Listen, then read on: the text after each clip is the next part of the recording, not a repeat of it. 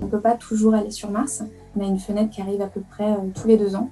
Et donc c'est pour ça que souvent on a des missions qui partent en même temps. Mars, on pense qu'il y a plusieurs milliards d'années, elle avait des caractéristiques qui étaient un peu similaires à la Terre, donc avec de l'eau liquide en surface par exemple. Donc ça a été un des résultats majeurs des dernières missions robotisées. On sait que Mars a été habitable.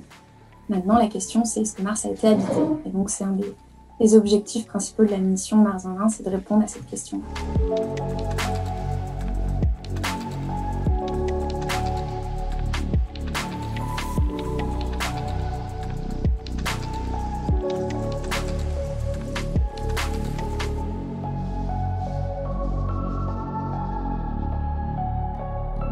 C'est un instrument qui va reprendre un petit peu le design de l'instrument ChemCam de la mission MSL avec le rover Curiosity, mais en l'améliorant sur plein d'aspects. Et je vais travailler sur les opérations de cet instrument, donc récupérer les données qui sont envoyées, essayer de comprendre un petit peu ce qui se passe, et puis envoyer des instructions au rover pour sa journée d'après.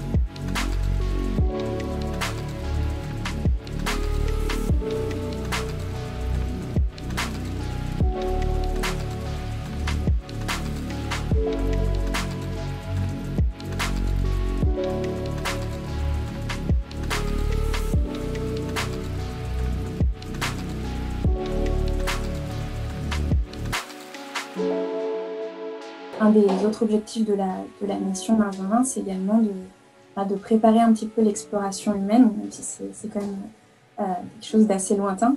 Mais on va quand même essayer de tester des technologies, avec notamment une technologie qui permettra de produire du dioxygène à partir de l'atmosphère martienne, qui est principalement composée de CO2. L'homme sur Mars, ça reste quand même quelque chose de très compliqué à mettre en œuvre. On a déjà du mal à envoyer des robots sur Mars. Il y a des objectifs qui ont été donnés pour l'homme sur Mars par exemple SpaceX 2024. Ça paraît quand même très très ambitieux.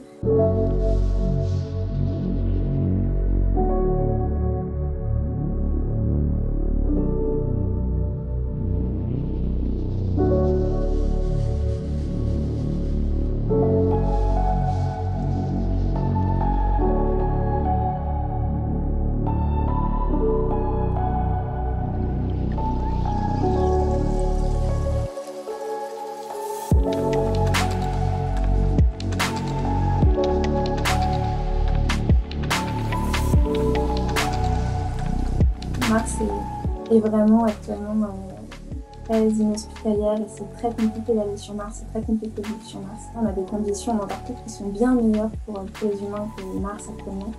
Donc il va falloir s'occuper de la Terre et voilà, il n'y a pas de plan B pour le moment.